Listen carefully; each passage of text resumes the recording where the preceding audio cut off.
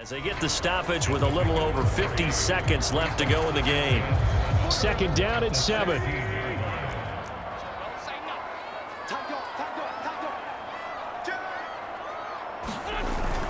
Again, it's Taylor.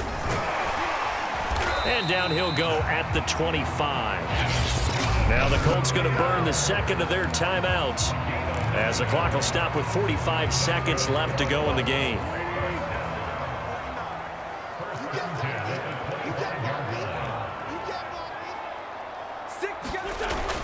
On first down, it's Taylor.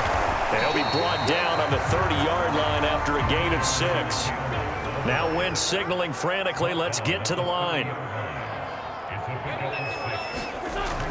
On second down now, it's Taylor. And he's going to pick up a first down here as that clock continues to run. And they're going to hurry back to the line now. They'll run on first down. Taylor, and able to get this one across the 45 before he's brought down. And we will get a timeout with 2 ticks left. All runs on this drive so far. It's 1st and 10. Wentz to throw. He's going to look deep down the field. It's incomplete. Took a shot, couldn't connect. 4 quarters not enough. We're all even, and to overtime we go. And here in overtime, if the team that receives the ball scores a touchdown, it's over. If they don't, we can still have some more football. That's exactly right. If they go down and kick a field goal, the other team gets a possession to either match it or score a touchdown to win the ball game. If both teams kick field goals, the next team to score wins.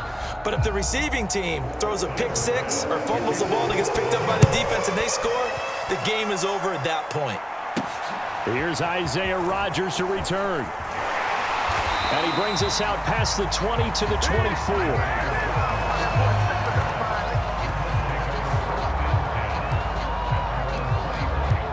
The Colts come to the line ready to start their next drive. They control their own destiny here. They have the football in overtime. Obviously, a touchdown would win it. And I think teams around the league are still adjusting to the idea of going downfield, scoring a touchdown wins the game, because they were used to just going downfield and trying to get in field goal range to win a game. Still having to make that transition. Let's face it now, the ones who are doing it best know they need to go down, attack, put the ball in the end zone, and not leave it up to a field goal and give the other team a chance. Yeah, as we said, they control their own destiny now. 113 yards rushing for him now as he was just trying to will his guys to an overtime victory. Back-to-back good plays have them on the move on first down.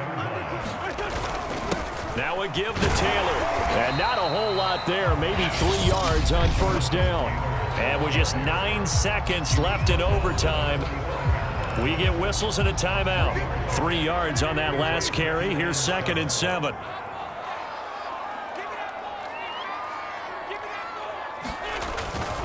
On the handoff, this is Taylor. And he'll be brought down at the 50 after a gain of about 5. And a timeout now here in overtime with 4 seconds remaining. Hoping to keep this OT drive alive. Now they face a 3rd and 2.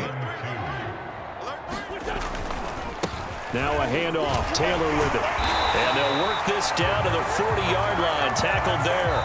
1 overtime. How about 2? We need another. We're still even. We'll switch sides and have that 2nd overtime in just a moment.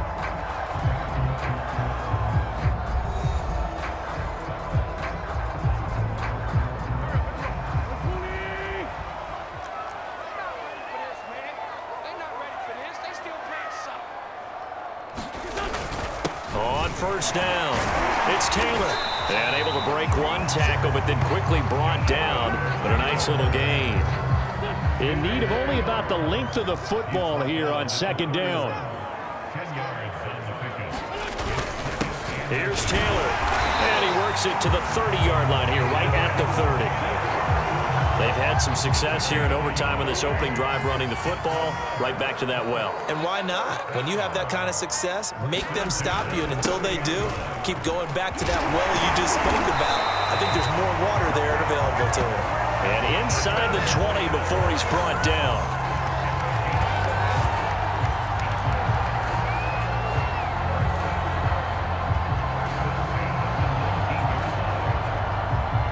So the OT clock hits 0, and we're still not done. We'll switch sides and need at least one more OT to decide it after this.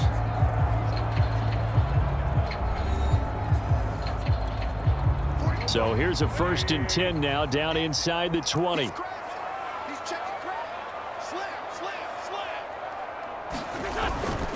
The give to Taylor. And a good gain here of 9 from the 19 down to the 10. And I know you, with every carry, especially in overtime, you're just saying, if you're that ball carrier, hold on to the football. Hold on to it, protect it, but not necessarily settling, because you're trying to get to the end zone. You're trying to end the game right here.